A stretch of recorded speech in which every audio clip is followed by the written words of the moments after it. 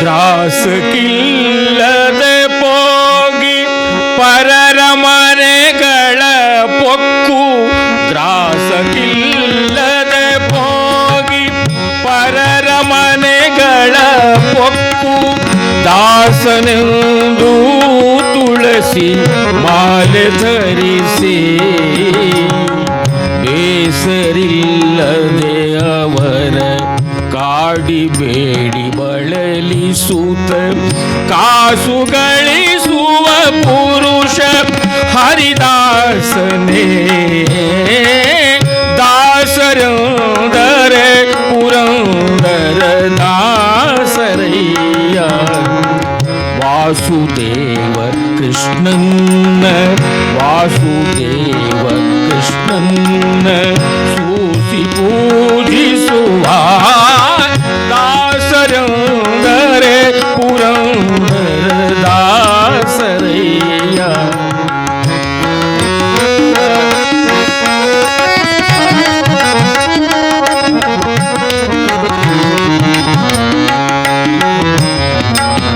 ದಂಭಕದಿ ಹರಿಸ್ಮರಣೆ ಮಾಡಿ ಜನರ ಮುಂದೆ, ದಂಭಕದಿ ಹರಿಸ್ಮರಣೆ ಮಾಡಿ ಜನರ ಮುಂದೆ, ಸಂಭ್ರಮದಿ ತಾನುಂಬ ಊಟ ಬಯಸಿ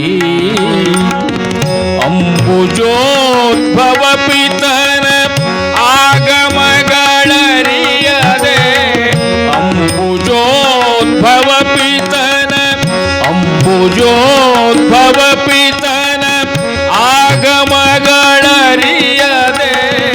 ಅಂಬುಜೋದ್ಭವ ಪಿತನ ಆಗಮಗಳರಿಯದೆ, ತಂಬೂರಿ ಬೀಟಲವ ತಂಬೂರಿ ಬೀಟಲವ ಹರಿದಾಸನೇ. ದಾಸರಂದರೆ ಪುರಂದರ ದಾಸರಯ್ಯ. ವಾಸುದೇವ ಕೃಷ್ಣನ್ನ ವಾಸುದೇವ ಕೃಷ್ಣನ್ನ ಸೂಸಿ ಪೂಜಿಸುವ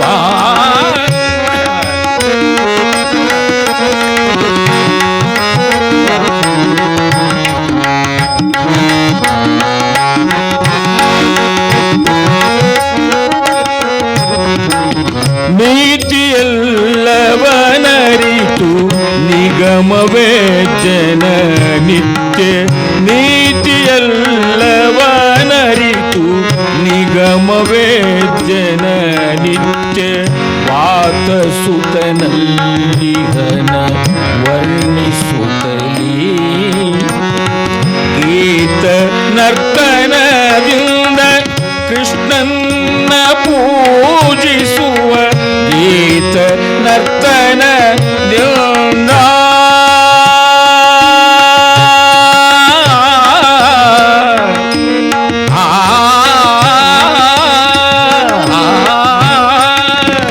ಗೀತ ನರ್ತನದಿಂದ ಗೀತ ನರ್ತನದಿಂದ ಕೃಷ್ಣನ ಪೂಜಿಸುವ ಭೂತಾತ್ಮ ಪುರಂದರ ದಾಸರಿವರಯ್ಯ.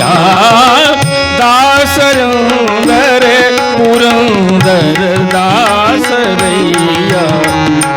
ವಾಸುದೇವ ಕೃಷ್ಣನ್ನ ವಾಸುದೇವ ಕೃಷ್ಣನ್ನ ಸೂಸಿ ಪೂಜಿಸುವ ದಾಸರಂದರೆ ಪುರಂದರ ದಾಸರಂದರೆ ಪುರಂದರ ದಾಸರಂದರೆ ಪುರಂದರ ದಾಸರಯ್ಯ.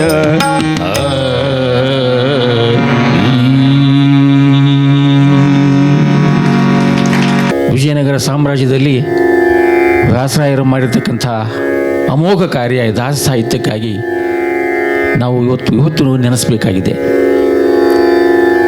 ಪುರಂದರದಾಸರು, ಕನಕದಾಸರು, ವಾದರಾಜರು ಇಂಥ ಮಹನೀಯರನ್ನೆಲ್ಲ ಕಟ್ಟಿಕೊಂಡು ಪ್ರಾಕೃತ ಭಾಷೆಯಲ್ಲಿ ವೇದ ಉಪನಿಷತ್ತಿಗಂತ ಇರ್ತಕ್ಕಂಥ ಎಲ್ಲ ವಿಷಯಗಳನ್ನು ಸಾಮಾನ್ಯ ಜನರಿಗೆ ತಲುಪಿಸೋದಕ್ಕೆ ಸಂಘಟನೆ ಮಾಡಿಕೊಂಡಂಥ ದಾಸ ಸಾಹಿತ್ಯ ಪರಿಷತ್ತು ಇಂದು ಸಹಿತ ನಮಗೆ ಮಾದರಿಯಾಗಿ ನಿಂತಿದೆ. ಆ ಕಾರಣಕ್ಕಾಗಿ ಹುಸೇನ್ ಸಾಬ್ ಇವತ್ತಿಲ್ಲಿ ಹಾಡ್ತಿರೋದು. ವ್ಯಾಸರಾಯರ ಅನುಗ್ರಹ, ಅವರು ಹಾಕಿ ಕೊಟ್ಟ ದಾರಿ. ಗುರುಗಳು ಶಿಷ್ಯನ ವರ್ಣನ ಮಾಡೋದು, ಶಿಷ್ಯರು ಗುರುಗಳ ವರ್ಣನ ಮಾಡೋದು ಇವತ್ತು ಭಾಳ ಒಂದು ಚಾಲ್ತಿಯಲ್ಲಿ ಇರ್ತಕ್ಕಂಥ ವಿಷಯ.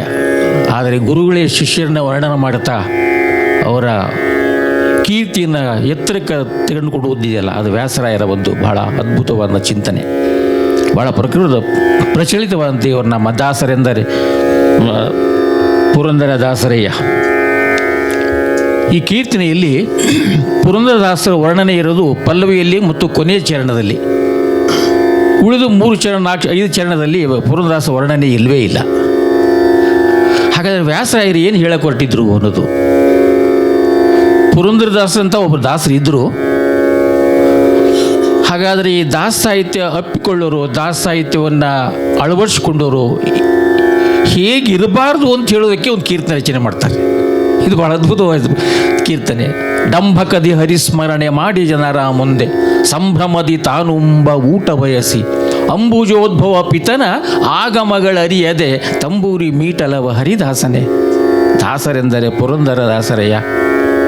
ಭಾಳ ಅದ್ಭುತವಾದ ಹರಿದಾಸನಾಗಬೇಕು ಅಂದವನಿಗೆ, ಹರಿದಾಸ ಸಾಹಿತ್ಯವನ್ನು ಓದಬೇಕು, ಅಪ್ಪಿಕೊಳ್ಬೇಕು ಅನ್ನೋರಿಗೆ ಎಲ್ಲ ಏನು ಗುಣಗಳು ಇರಬಾರ್ದು ಅನ್ನೋದೇ ಒಂದು ಲಿಸ್ಟ್ ಕೊಡ್ತಾರೆ ವ್ಯಾಸರಾಯರು ನಮಗೆ. ಭಾಳ ಅದ್ಭುತವಾದ ಚಿಂತನೆ ವ್ಯಾಸರಾಯರು.